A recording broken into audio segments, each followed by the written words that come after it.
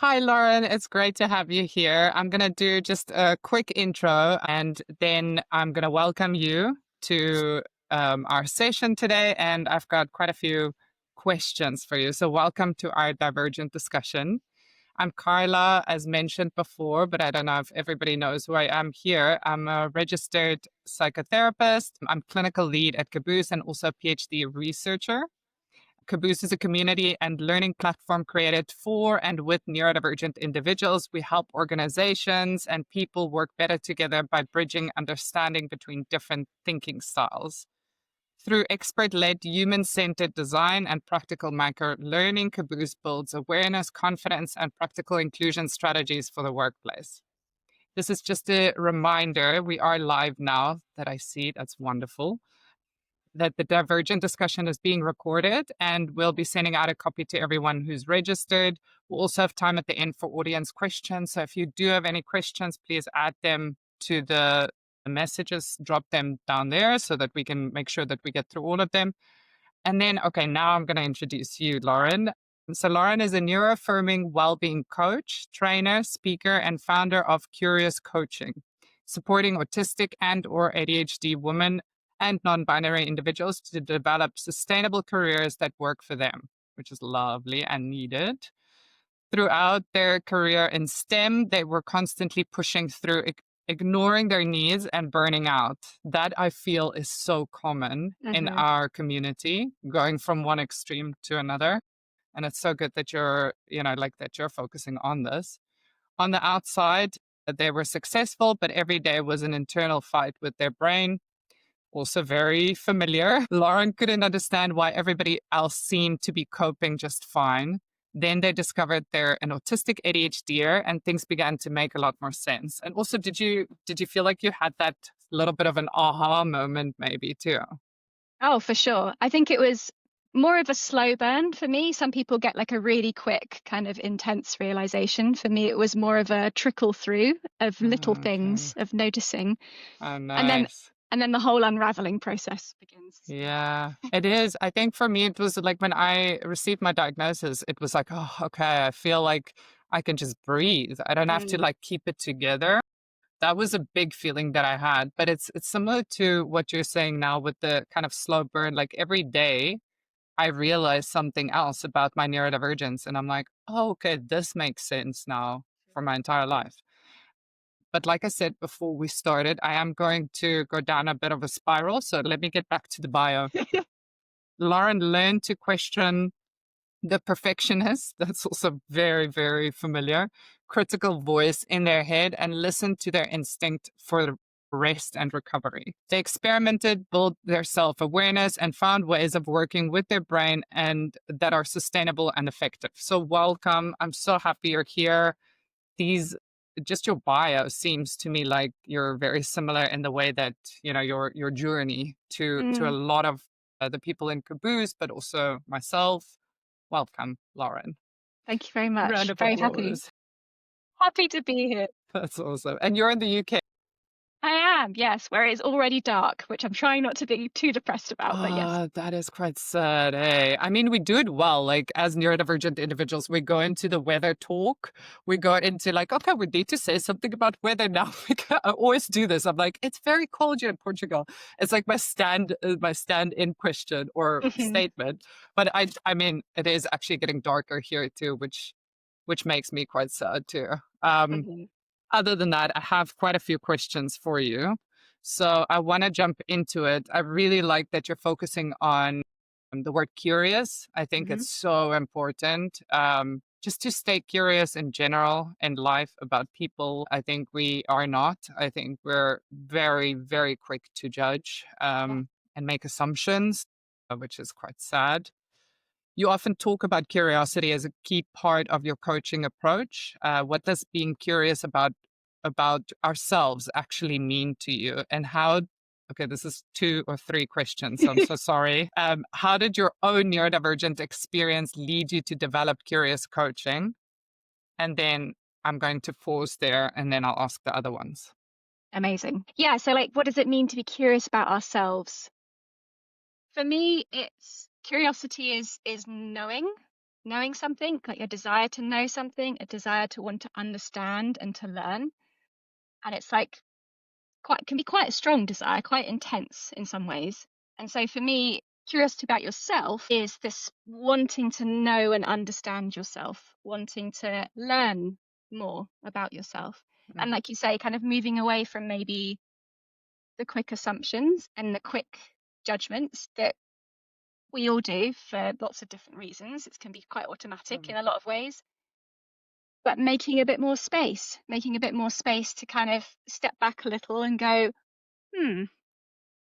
why is it that it's like that for me? What is my experience of that? How might that be different from someone else's experience? And just staying quite kind of open to that question. That's nice. Yeah. Just can I just comment on this? When you were speaking now about the staying back and just kind of like taking your time, I try to learn a lot from other species. So I look at like animals, for example, because I really do. I think a lot of us get along with animals better than humans because they're a lot more judgment free. They don't, they don't make those quick assumptions and judgments. But like for instance, my dog, who I absolutely love, and he's my best friend. But I would look at him when he encounters a bigger dog or any other dog or whatever it is, and he would go down and he would, like old dogs kind of do this where they crouch and they go like they're trying to figure out the situation. So I'm always like thinking, how do I bring in as a therapist, like what you were speaking about now, these analogies of like, okay, so we're going to take a step back. How do we do that? For me, it would be envisioning my dog like crouching, like checking, is it safe? Is this person somebody that I connect with? So that's nice. It's a nice, okay, great. So, and the second thing was, what does being curious about ourselves actually mean? Or how did your own neurodivergent experience lead you to develop curious coaching? So I have what a lot of ADHDers probably will strongly relate to, a very squiggly career. I've had a lot of different jobs. I've done a lot of different things already in my lifetime, from being in academia, being in particle physics, to working in sports technology, to then working in ed tech, to then being a yoga teacher, to training as a coach. Sure. I've been everywhere in a lot of ways. But what I realized in kind of beginning to understand my own neurodivergence and the way that my brain works was there was a common thread in all of these things that I was really drawn towards. And it was exactly that. It was curiosity. I was drawn towards physics because I wanted to understand as best as I could what this world was all about, how it worked, right? I was that annoying child. Well, annoying. I was that child that asked all of those why questions Why? all the time, constantly. Because I just had this energy of wanting to know, of wanting to understand, of wanting to make sense of the world that I was in some way. And so that started with physics. And the irony being that the more you learn about a topic and the more you get to that kind of frontier and that edge of knowledge, the more you realize that actually we know very little. And that what we do know are models and theories and ideas and representations of reality. And they're not reality itself, they're a representation, they're a helpful construct.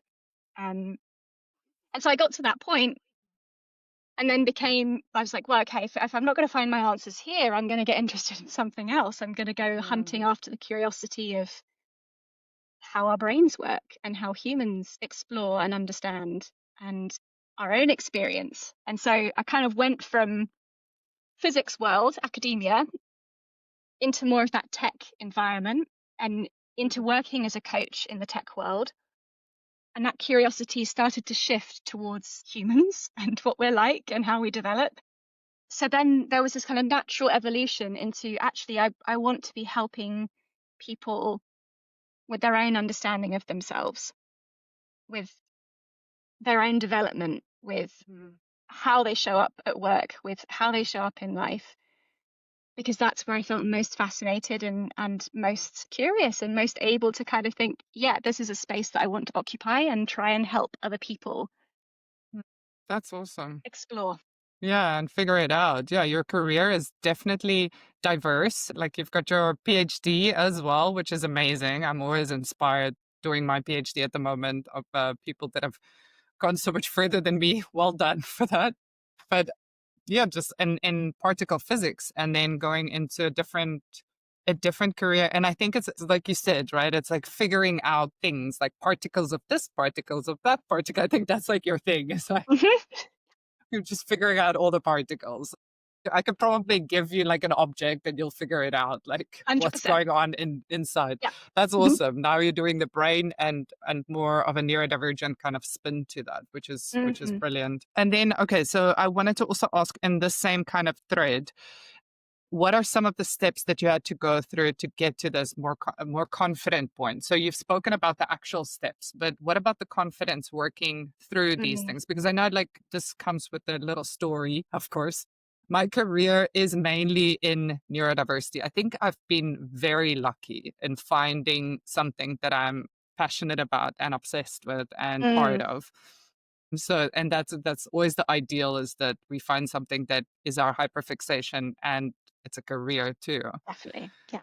But the confidence came with more so, I think, with the knowledge of, okay, I'm actually part of this group too. So I Mhm. was diagnosed in my 30s. And then I felt more authoritative. No, that's a bad word. Credible Mhm. to Mhm. be saying, okay, maybe let's try this because it's worked for me. And my brain is also similar to one of my clients or two of my clients, or, Mm. so with that story, how did you become more confident in your journey?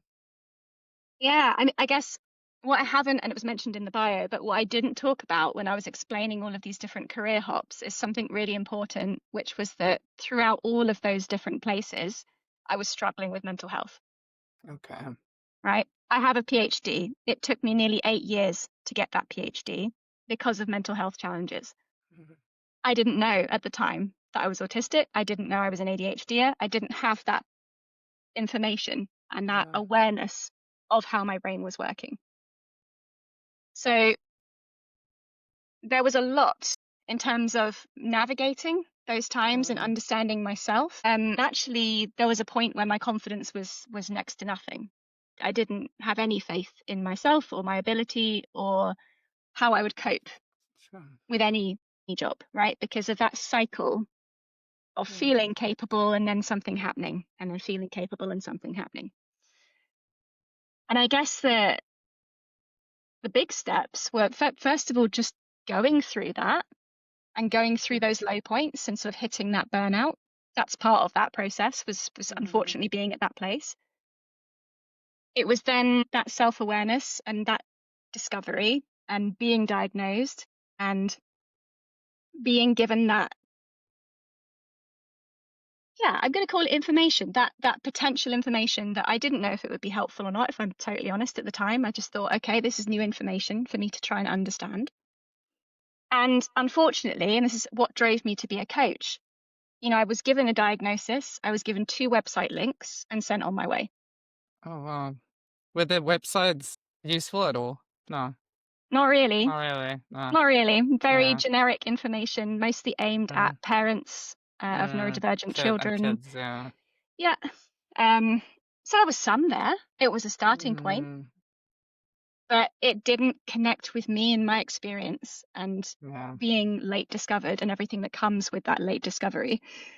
I And think so, also the combination of being autistic and yes, ADHD, it's very different to just, it's a unique blend. Yeah. yeah, um, and it doesn't look like what you read about either. no. So you can read about, and I did initially, I read about ADHD as in a sort of isolated way and tried to Mm. understand that side of things. And yes, I related to some of it, but not all of it. And a lot of it didn't Mm. connect. And then I read about autism, and much more of that was like, okay. But it was the Mm. meeting of the two that gave me more of Mhm. that solid And ground. also and also the gender representation, Yes, right? Because it's that too. very much male centric. Like I'm busy with my PhD scoping review now, and it's just focusing on, Hmm. all the literature out there is just so much focused on male centric symptoms or characteristics. And Yes. I'm doing ADHD woman, but we're not even considering well, I mean, there are some studies coming out now with non-binary specific research, but it's also different because then you've got another layer that you need to kind of add and keep Mhm. in mind when you're presenting your data and everything. Yeah. So yeah, so Yeah. that must have been that must Yeah, it's like you say, you mentioned your own confidence came from knowing that you had that community almost, right? It was that mm, credibility of like, ah, well, I know I'm part of this something, yeah. something there. I really struggled to find that. Mm, I didn't know what that community looked like for me. And so a big step for me was, okay, right, well, I'm going to lean into my research brain. I'm going to get super curious and I'm going to understand this as much as possible. nice. So I just feelers out everywhere, all of the reading I Mm. could do, All the particles out. all the particles. And then some really nice synchronicity where I happened to be connected with a queer neurodivergent therapist Nice. and started to work with them. And that was game changing for me because finally I could see someone in front of me that was representative of my Mm, experience. Here's someone who gets it, really gets it. yeah. And there's this unspoken understanding of all of these intersectionalities that Mm, can play in. So that was huge. That gave me such confidence because I could then see myself being reflected back. I had that mirroring, I had that validation, and that really helped me find my identity, okay. which was Yeah. very deep down there. Yeah, um, we hide it really well, eh? yeah, yeah. So Mm. that's been a big thing, definitely. Yeah, I think the community and belonging, like you mentioned, those two things, I think we miss the mark a lot as humans, like understanding what true belonging is. Mm, We're speaking about a conference that we're gonna host here in Portugal. And people are still, when I speak about neurodivergence, they still say, can we, what is it? How can we accommodate neurodivergent individuals? And I'm like, it's kind of like you're still seeing us as so different. Like we're here and you need to accommodate so that we can kind of play your roles. yes. And it's not like a learning from one another. There's no equal ground. It's still quite derogatory. The way Mm, that even if they try to help, and I'm saying the word they because I don't know, that's even not a nice thing to say, like us versus them. mm, But like it's still feels like that at times that yeah, there's yeah, no, we're just humans. We need to belong everywhere we go. And you can learn from us. We can learn from you. Like it's just one big pool of individuals. definitely, definitely. And it reminds me of Damien Milton's double empathy, right? Oh, It's yes. Yeah, definitely. touching on that Mm, where it's a two-way process here. mm, It's not anyone's side's job to try and make up that yeah. difference. It needs to be a meeting in the middle. It has to be. It Mm, can't be any other way because otherwise one always feels like it's doing more work. exactly. Yeah. It's like a toxic relationship. It's like, oh, okay, Yeah, I'm just giving you stuff and you're just taking. And that's really not what neurodivergent individuals want. We no. actually just want to. I was speaking to one of my mom's clients and she was talking to me about like we just want to be left alone, we just want to Mm, be not focused on, we don't want to be in the spotlight all the time. mm, So if individuals are saying that they want us to go out and speak and advocate and so on, it takes a lot from us yeah. to go out there. But anyways, okay, let me carry on because otherwise we're definitely going to run out of time. And we're on question one. So for many neurodivergent people, curiosity can get buried under masking and camouflaging and burnout, and what you were speaking about, like going through those like extremes, right?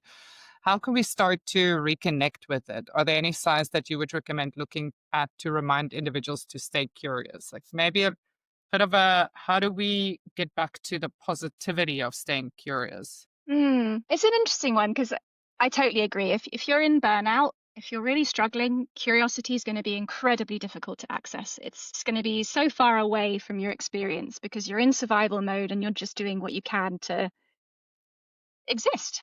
Yeah. So I've worked with a lot of people that are in that stage of burnout or they're on the edge of burnout or they're just coming out of it. The focus at that point really is those little shuffle steps, little things. And noticing them. Noticing, just building up the foundations, focusing back on the so called basics, which aren't always basic, sleeping, eating, socializing, if that's Yeah. helpful for you, because it's not for everybody, Yeah. exercising, etc., whatever that may look Yeah. like. It's getting those things back in place. Yeah. And success for people that are in the middle of burnout might literally just be making it to the end of the day, having managed to Yeah. eat something, right? Exactly. Great. Cool. Curiosity is not going to necessarily be in the picture at that point. Yeah. But when we are maybe reaching that stage where we have a little bit more energy again, Yeah. or we feel like there's a little bit of interest maybe, and I think that's a good sign. Like when you notice, for example, that something is catching your eye or got you interested, and maybe it's something you've read or heard, or someone's, I don't know, a friend said something, and just noticing like, oh, I want to ask more questions about that. Like, or oh, I've been sat here reading about this particular topic for like a while now. Mm. Just noticing where the curiosity is naturally starting to come back, because I do think it's like quite organic, like it naturally starts Mm. reappearing when the energy's there. Yeah. Um, and something else is that we're only really going to find room for curiosity if we have that space to kind of pause. Capacity. Yeah. The Yeah, capacity of doing it. Yeah. capa- the capacity, but also just the like the physical space to kind of just notice it. And Mm. sometimes it needs someone else in the room to help you do that, whether it's a therapist, whether it's a friend, whether it's in a Mm. coaching call, like someone to notice even in you that, oh, you seem really interested in that. Your energy changed when you started talking about that. Like just that Mm. thread of something. Yeah. Yeah. And It's trying, somebody like noticing something that we often we look over it, and yeah, we just go over to the next thing that we need to do. I have one client that accomplishes so many things, and I have to pause and say, look, we need to kind of celebrate these things too. It's like finding the pauses in everything, I think. Actually, mm. on that note, what are some small practical ways people can use curiosity to explore what does and doesn't work for them in work or daily routines? So you can approach this in lots of different ways, but something I quite like to do is almost like, again, this is coming back to the sort of foundations and the particles of things, to just notice for yourself in your day, where are the natural parts where you feel maybe more energized. Mm.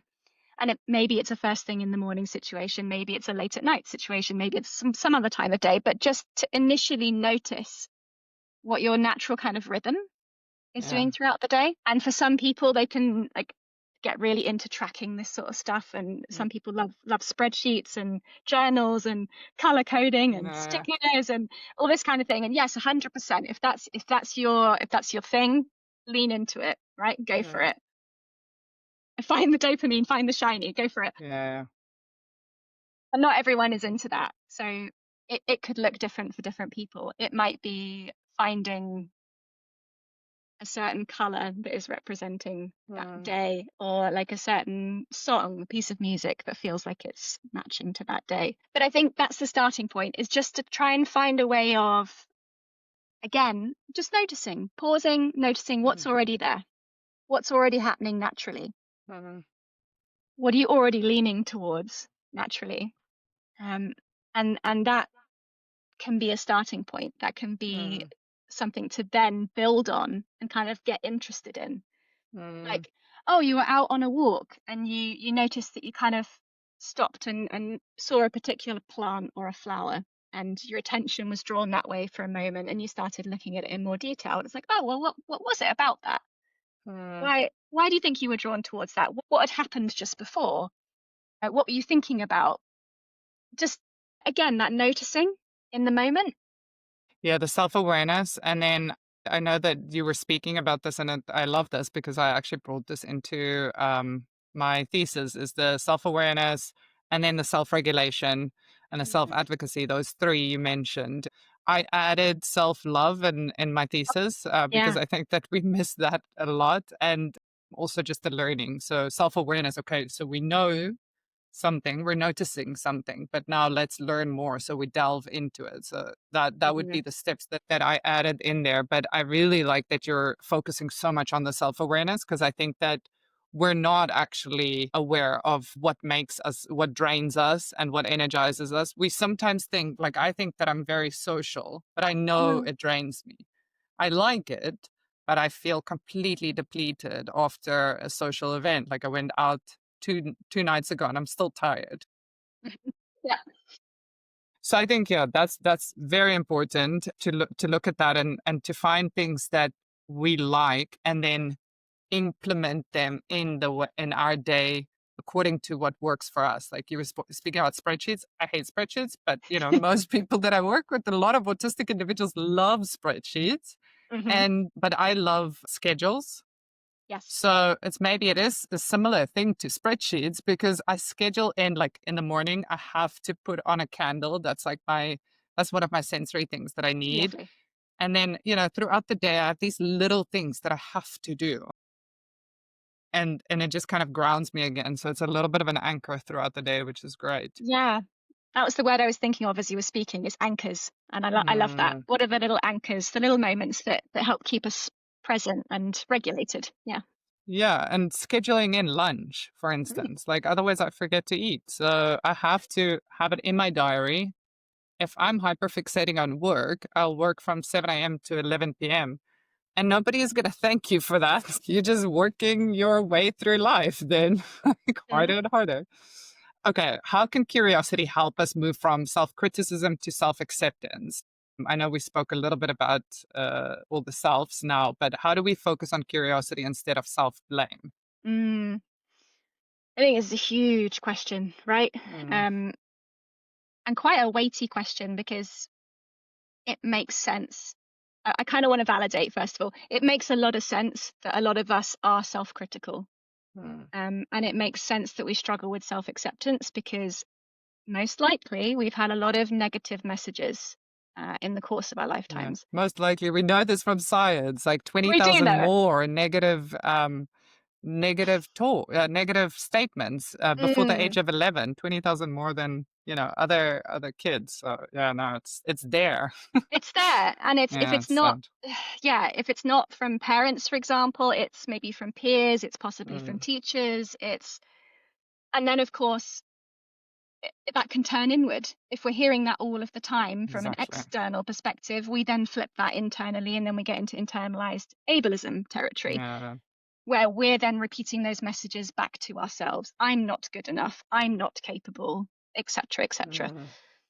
And I think there's something very automatic, unfortunately, about that. It becomes such a strong pathway in so many of our brains, because it's been such a repeated message, that we just automatically go that route, almost without any effort whatsoever. It just happens.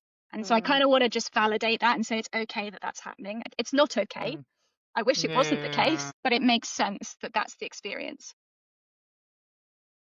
And then again, it's that, how do we find a way of creating some space around that path? How do we find, I'm very into my metaphors, how do we find like the little routes and the less traveled paths that are maybe less well known, but they're there, and we can work on them, and we can start to shift some of that narrative and some of that kind of self-talk that can happen. So I think the first thing with that is that ability to, first of all, just notice I've gone into that mode. Yeah, I've fallen into that mode. I'm being really critical of myself. I'm feeling really crap about myself. Just notice it. Just notice where it's cropping up, how it's cropping up, in what environments. Maybe there are certain places where it happens more. Interesting to notice in itself. Maybe there are certain people where it happens more. And then the flip side of that, then notice, are there environments where it's not happening as often? Usually by ourselves. Yeah. When we're not around people. When we're on our own, 100%. When we have solitude, or when we're with our pets who are not being judgmental of us. Or like those friends. Like I've got a friend here that's she's perfect for me. I could be so weird or quirky and whatever. Yes, And I love saying I'm weird, by the way. And she'll say, "This is you. Like you're great and you're awesome, and don't worry about it." amazing. So yeah, you need those people around you, the community again. I think. 100%. The Yeah. community, the people where you feel that safety and where you feel Mm, like actually it's okay to dial up the volume on my weirdness or whatever you want to call it, like dial that yeah. volume up and Go full force. and it's okay. Nothing bad Yeah. happens. But yeah, Nice. yeah. I just want to see here. I think we might have some questions. Oh, we've got a comment. I love your outfit, Lauren. Thank you. What does cropping up mean? Did we Oh, say that? I might have said that, and now I'm going to try and think. So, assuming I've got the right context here, I think I was probably referring to when a particular thought comes to your mind or a particular feeling is experienced in your body. It's like the emergence of something. Okay. Hopefully that's helpful. I'm sorry if I've not Mm. explained that well. I might have gotten the comments a little bit late. Sorry for that too. So it might be an earlier Not comment that sure.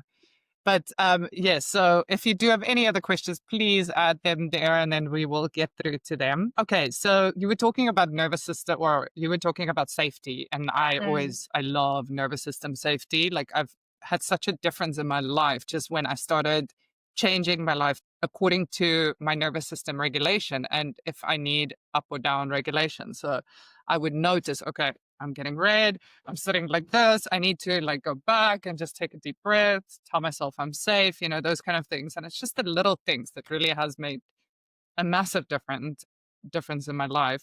The self criticism and the self blame, noticing those messages, that's so important. When I hear my clients talk to me and they would say something like, "Oh, I'm so stupid." And I say this too by myself. I'm so stupid. I can't believe I did this. I can't believe I forgot my keys again. Those words are going straight to our brain and our brain's just hearing we're stupid. I mean, you would know this as a physicist. Like we're just the particles are going up and something is happening up there. You would be able to understand that really well. So it's not good for our brain to hear these negative words being said to ourselves. If we can just change that, we change the kind of trajectory of what could happen. mm. Um, so that's really powerful. How can curiosity guide us through a transition? So whether that's a career change, a diagnosis, or shifting priorities, are there any practical tips or ways that you can share here? Yeah. First of all, transitions are really hard, Mm, especially from an autistic point of view. I don't know. There's probably also crossover with ADHD on that side of things too, but like certainly from an autistic perspective, change is hard. And any transitions, and we can be talking about micro transitions and macro transitions. So like the mm, small transitions throughout your day, for example, when you first wake up in the morning and you're transitioning into being awake. And then the big transitions like career changes and like moving, changes in relationships, whatever it might be. I think, again, sometimes in those periods of change, the risk of burnout can get a lot higher because we're mm, managing so much in a short amount of time. And there's a lot more to process because our environment is changing. So we may have had quite an established schedule, routine, mm, safety things around us. We might have had quite a well known sensory space. And then if we're moving environments, we now suddenly have to renegotiate the environment and learn again what is safe and what isn't safe. So there's a lot there. So again, I feel like there's a bit of grace to be given in terms of mm, like, it's hard, it takes some time. But in terms of how you can lean into curiosity, change is like a natural opening up, right? We might have known the path very well, and then we've moved and we've transitioned to a new space. And so naturally, there's this opening up of our perception and of our awareness and our experience. So naturally, we're getting into that curiosity space because suddenly there's lots of new things and lots of new stuff to understand. mm, So I guess it's that, can we lean in to wanting to learn about these new things and understand these new things whilst recognizing also that it's okay if it's perceived more as a threat. Yeah, not lying to ourselves, I think. Like being okay with, look, it is scary. You were talking about ADHDers and if it is transitions, if it's scary for us or and I was diagnosed with ADHD, but my therapist is pretty sure I'm an ADHDer. But if I just lean into my ADHD side, the change excites me Yeah. if it's a nice change, and if it's not, so we're like dopamine hits because there's a change, there's a surprise at the door, somebody's knocking. I'll give an example. I thought somebody was delivering something to me that I bought because we buy random stuff on the internet. And I went to the post office. I was so excited. I got there. I was like, yes. And I was speaking even Portuguese because I'm excited. Da, da, da. I get the package and it's just an envelope of a fine that I had. Oh no. So that change, because my mind was set on I am getting this surprise, this good thing, this exciting thing that I'm going to open, I'm going to use, and it's shiny and it's new. And then the change was detrimental. Emotionally, I fell down for the whole day. So I think it's that emotional dysregulation that ADHDers struggle more than autistic individuals. If we're just like separating them like this now, autism and ADHD, them like the two individual conditions, then it's like autism, it would be because it's a change and we weren't prepared for that change. Whereas with ADHD, changes are nice if it's a big surprise, but if it's not, it's this massive like dip that we go into emotionally. Right. So it's the same, it's like, and combined, you don't know which one kind of where you're leading to. Yeah. Combined gets really interesting, right? Because from an ADHD perspective, like you said, change can be super exciting. There's novelty in change. Yeah. New people, new things, new environment. There's a lot of sparky things to get interested in. Yeah. So actually, if you're one of these people that's got a bit of both going on, in a way, it might be helpful because the ADHD might help you notice the shiny things. And then the autistic side can come along and get really into that. Get a bit more routine. Yeah, get curious, build the routine, build the structure. So maybe there's actually something very cooperative sometimes. So it's funny that you say that because I sometimes tell my clients, I'm like, lean into your autism, lean into your ADHD here, because it's like, okay, we're going to a new place, lean into the ADHD side. It's exciting. It's going to be new things. And if it's something like, okay, I can't stick to one thing, lean into that autistic side of, okay, let's just finish it. Next thing, finish, and then hit a dopamine activity or something. That's brilliant. Okay. How can we use curiosity to communicate our needs to others? So this is a difficult one because, like we said in the beginning, when we advocate, it is quite draining too. Well, we kind of touched on it. But do you have any tips on, or especially in the workplace and relationships, or maybe flipping the question to the other people in our lives? How do we help them to stay curious about our needs? Yeah, again, tough one, especially if we're talking about trying to influence other people. Unfortunately, people's reactions to us and people's responses are not in our control. That's not something we can manage, unfortunately. However,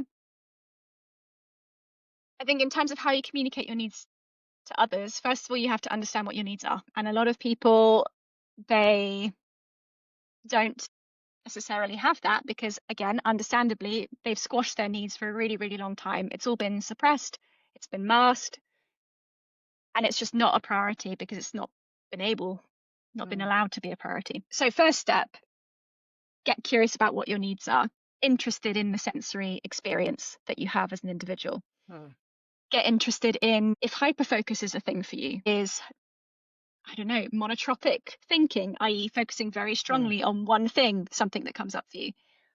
Start to really play and explore what that territory of being neurodivergent means for you.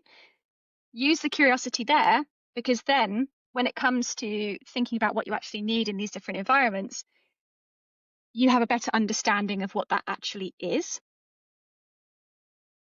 And then when it comes to trying to communicate that to others, this is the double empathy thing again. Ideally, we'd remain open to other people's experiences and other people's opinions, and we'd remain open to the fact that they may not have been researching this stuff as much as we have. So it might not be as up to date on these things as we are. Most likely aren't. And this again kind of, I guess this crosses into that compassion territory. It's that respect of the fact that we all have different experiences and we're at different stages of understanding. And it's hard because we really want someone, if we're vulnerable enough to ask for our needs, what we ideally would like is someone to hear us and say, absolutely, we'll do this. Unfortunately, that's often not the case. We're not met with that. So then it's coming back to this, okay, well, I still know what I need. I can maybe get curious about if there's a different way to frame this. Could I write it down? Could I speak to somebody else? Is there a different angle I can take here? And then in encouraging curiosity in other people, something I recommend sometimes is to present some resources. If someone is interested, you could say, there are these books, there's this podcast, maybe have a listen to these things and hear it from other people. Encourage that self-education as opposed to you being the person that now needs to educate this individual and all of this stuff, because that is tiring and it's not your job. Yeah, exactly. It's getting old too, I think. But I think also, like you said, it's really important. Again, I don't want to ever feel like I push the narrative of us versus them. I've never been somebody that wants to say, I'm so different to this person or that group of people. I think people in general have good hearts, and they want to be there for other people. If we really narrow it down or strip it down to human nature, it's just as human beings, we don't want to feel like we're doing something wrong a lot of times, right? So if we look at that if we take another person's perspective, and we say, okay, he or she or they might not actually understand my needs, but if I tell them, it's going to maybe sometimes feel like I'm trying to educate them and saying that they're doing something wrong. So I love the suggestion of, listen, these are podcasts, these are movies, these are shows. And it also depends on how the person learns. And if they want to learn, of course, it's a discussion and it's staying curious. It's not you did something wrong, because that I think it just closes the book. It's like, okay, well, now we can't learn from one another. That's it. It shuts the door and it ends the conversation. And don't get me wrong, there are some situations and environments where actually that's needed from a safety perspective. Yeah, boundaries, definitely. Just acknowledge that sometimes is the case. However, if we can lean in, invite someone in and ask questions as opposed to maybe jumping to a judgment. So if someone says something to you along the lines of, but you don't look autistic. What do you want me to do? Just to pluck an example out there, we could ask a question. Okay, can I understand what you think autistic looks like? Yeah. So we're inviting, right, without trying not to laugh, but we're inviting someone into the conversation. And that's good. That's working both ways. If we can stay in a place where we're asking questions, we're staying curious. We're remaining open to understanding this person and understanding their perspective and their experience. Yeah, that's so good. Yeah. I mean, also like, I need to learn about this, because when somebody tells me, oh, I also do this, and I'm like, yeah, okay, do you do this from the moment that you wake up until the moment that you fall asleep?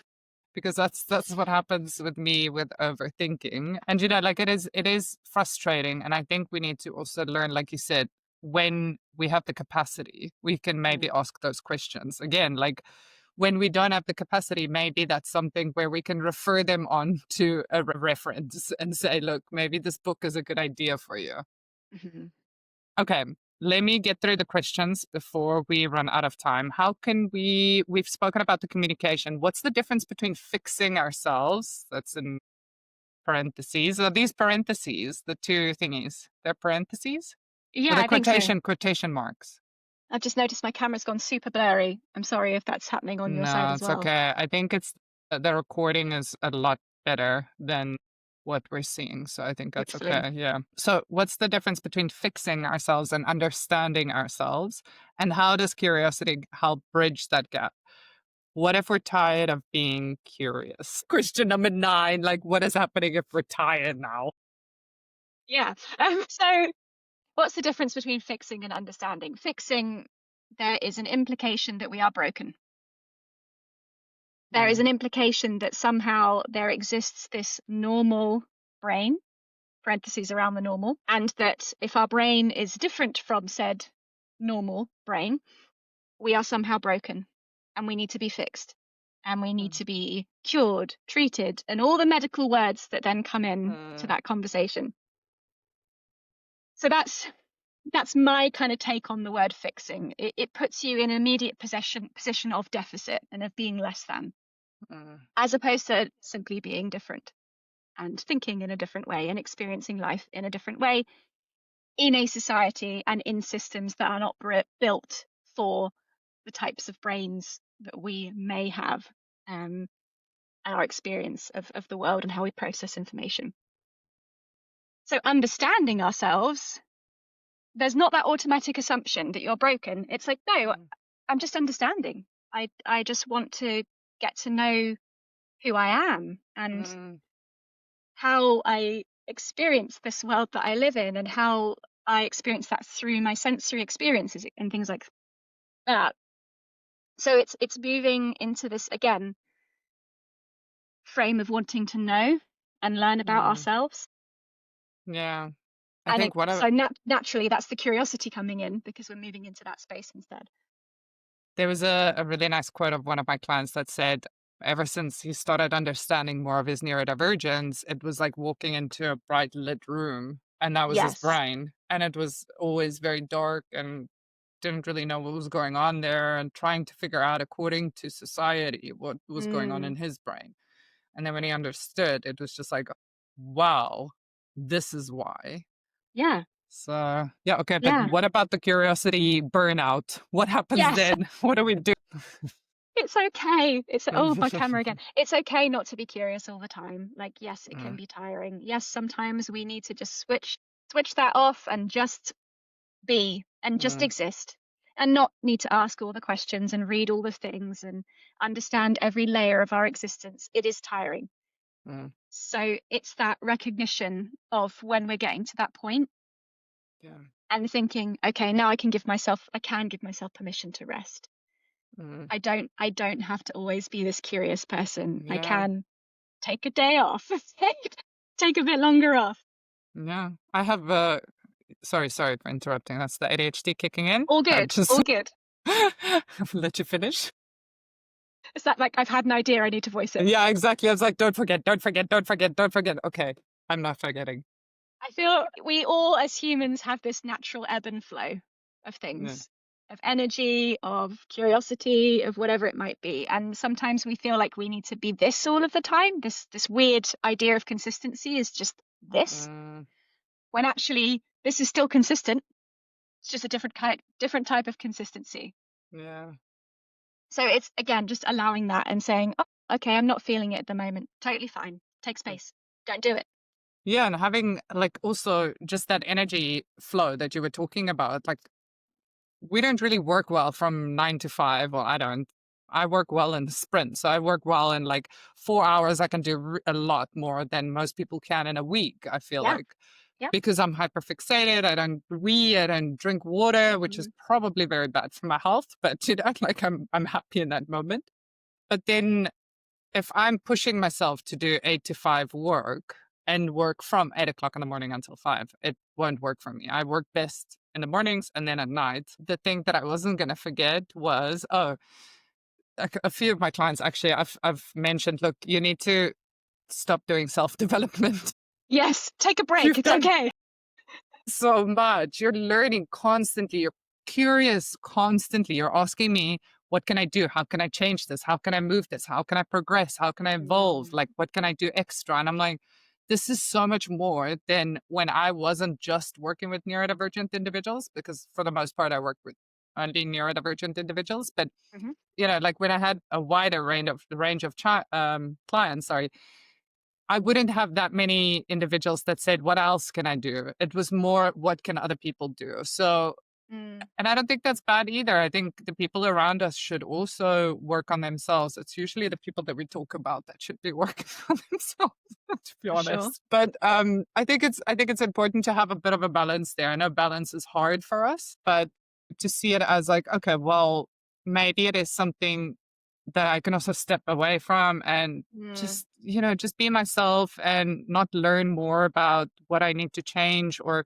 not change in a bad way, but like even take my headphones with to the grocery yeah, store. Maybe I can just stay home and order online yeah. and just order pizza. Because exactly that, right? We need that integration time too. And Yeah. that can be really uncomfortable because there's an element of trust in that. You have to trust Mm, that by taking a step back, things are going to process and you're going to be able to integrate that and actually then be able to do these things more effectively mm, because you've taken a step back and integrated. But I think, especially for ADHDers, that's like, well, why would I slow down? Like, no, I mm, have momentum. Things are happening. I'm understanding. I'm reaching some sort of place that feels like it's an end point. mm. There is no end point, people. Yeah, that's so important. There's no end point. I So think take that's why breaths. we like, yeah, that's why we like series, because there's like at the end of the series, there's an end. I just watch the series to end it. I just want to binge watch so that I can get to the end and be like, tick, done. Done it. Stop One thing. development. Done. I don't have to watch this ever again because I've done it. That's so funny. Okay, so what's one curious question we can all start asking ourselves this week? This is a tough one, but I like this question. And my therapist used to ask me this at the start of every session that we had. What do I need right now? Nice. That's it. Water. I need water. Yeah. In this Think, in this moment right now, what do what you do I need? need? Yeah, that's a nice one. It's nice and small, and but just Mm, because it's small doesn't mean it's not challenging. That mm, question is a challenging question if you're not used to asking yourself it. mm. So it Yeah, I might really be like that. maybe something slightly different. It might be a variation on that. Might be What would what I would make like? yeah, what would I like? What would make me feel slightly more comfortable Mm, in this moment? who can I exit away from? If you're in a group, like who should I not be speaking to? Like one thing. I One really thing. like it. I've got these reminders everywhere. Like this one says breathe out. I Love don't know if it. you can see it. And then the other one says you okay? Because one of my clients said, stop asking me if how are you? And I was like, okay, sorry, I was trained like that. So now I'm saying you okay? But Hmm. all these like little reminders everywhere. And I really like the what do I need right now? Mm, Because it like really quickly gets you to, it's about like how I'm feeling, what yeah. my bodily needs or emotional needs. So yeah, I really like that. Okay, I'm gonna shoot through two quick questions for you. Hmm. We have how many minutes? 4 minutes. Oh, this is really good. I'm sticking to the time for the first time and not very many times. Okay, just a light personal question to wrap things up. What's something you've been curious about lately, big or small, you personally? How long have you got? 2 minutes. Many things. No, okay. If I'm going to narrow it down, I've gotten really interested in the crossover between autism, ADHD, and then the so-called giftedness. And I have like a instant reaction to that word, but I'm going to use it because that's the word that's used. And so I'm curious about how that shows up because it's something that's quite common in clients that I work with and what that looks like when it's Mm, interacting with ADHD, when it's interacting with autism, how often perfectionism then shows up in the room as well. yeah. So that is one thing. And then the other thing that I'm super curious about at the moment is somatics. So how movement in the body, how breath work, how gentle exercise, whatever it might be, can be useful and can be helpful for Uh, neurodivergent people. Well, it's helpful for everybody, hopefully, if it's presented in the right kind of way, yeah. but just how useful it can be for neurodivergent people, No. particularly in helping with that slowing and pausing and integrating kind of thing. You would have loved my previous dissertation proposal. It was on HRV, like the Yeah. heart rate variability, and looking specifically on the polyvagal nerve. What we need parasympathetic and sympathetic was according Yeah. to data. And it's like the movement really makes such a difference. And then I will take the liberty, and I hope I'm not offending you here, but I would say that the giftedness is something that you probably need to work through with your therapist to be okay and comfortable with that word when mentioning something Even about as I you. said it to you, I was like, yes, that is something that needs to be addressed. As soon as we start cringing when we say something nice about ourselves, we're like, okay, that's something that I need to probably look at. Yeah. And maybe even adding, I mean, I don't want to add to your list of curious topics, but maybe adding something like the hyper or the highly sensitive individuals. I think the HSPs, right? That interchange of like autistic individuals, ADHDers and giftedness and highly sensitive individuals, because it's that feeling of like something's a little bit off, it's slightly off. I mean, I know that I can definitely spot when there's a slight change in somebody and they might not even know about it, but there's something's off. It's so big, it makes me physically feel like I'm getting sick. Anyways, so fascinating. Okay, we've got 1 minute, and I wanted to ask you one more thing. What is something that you're definitely not curious about? That's a tricky question. It is a tricky question. There are things that I'm less curious about, I would say. I don't know if there's anything that I'm definitely not curious about, because even some topics out there that I wouldn't touch with a barge pole, I wouldn't want to get anywhere near. I'm trying to not use this type of language that's not always trying to stick to literal language. Even then, there's usually something in that topic or about that person's lived experience or whatever it might be that still interests me. So this is a tricky question. I was trying to think about it. Like, I don't know. At this point, I'm not sure. There's. That's awesome. That's awesome that you're saying that. For me, it's like I would like things like racism. I don't want to know about it because I would rather. I obviously don't want to interact with people that are racist, but if I learn more about it, I get angrier. And like things like that, like even the war. And I know it's bad, but the more I read about it, the sadder I get. So I would rather look away. Whereas a lot of my autistic friends are like, no, they want to know everything. They want to know what's going on. They want to know about. And it's interesting. I think it's up to you as the individual. Like what makes you feel like you're still able to find that safety, even if you're hearing or staying curious about things that aren't that nice or aren't interesting to you. Definitely. So I think it is that it's that kind of regulation part in there as well, because for example, I tend to not watch much, if any, news at all, because for my system and being hyper empathetic, it's too much for me. It can be too much. But equally, I then get curious about my reaction. I'm like, this is bringing up anger in me. That's interesting. What's that about? Like, what is it about this situation? And so, again, depending on my capacity, depending on where I'm at, I may lean into it, or I may just think, no, okay, some distance from this right now is understandable. I'm going to make sure that I'm okay before I get into some of this. So good.